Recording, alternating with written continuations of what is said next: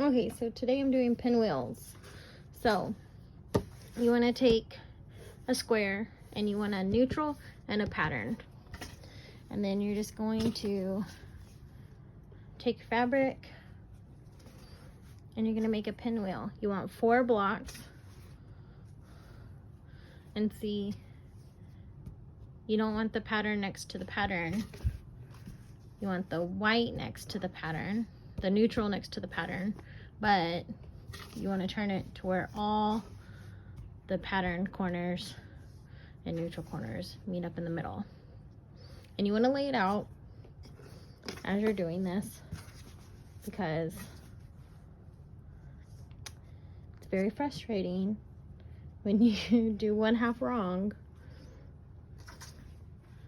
and you have to seam rip.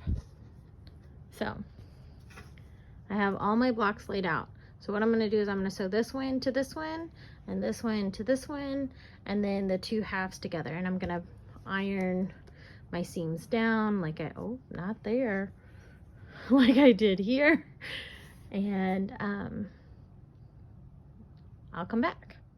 So we're going to take our fabric, fold it over, and we're going to stitch this way.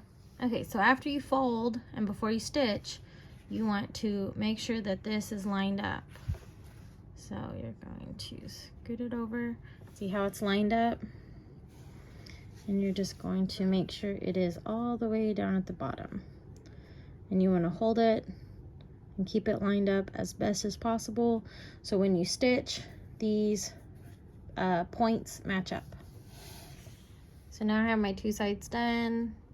I'm going to press open my seam. So now I have my 2 halves done, and now I'm going to stitch the 2 halves together, and I'm going to do the same concept. I'm just going to fold over,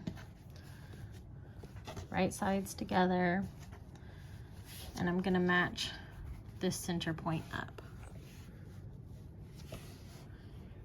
just like that. Fold over and then stitch the seam. Now I have my 2 halves sewn together.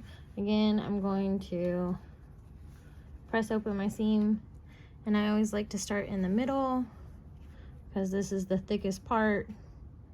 Press that down really good, and then I turn it over and press the top. And now, after stitching and pressing, all my half square triangles are pieced together and my block is finished. So real simple, easy quilt block that makes for a really beautiful quilt.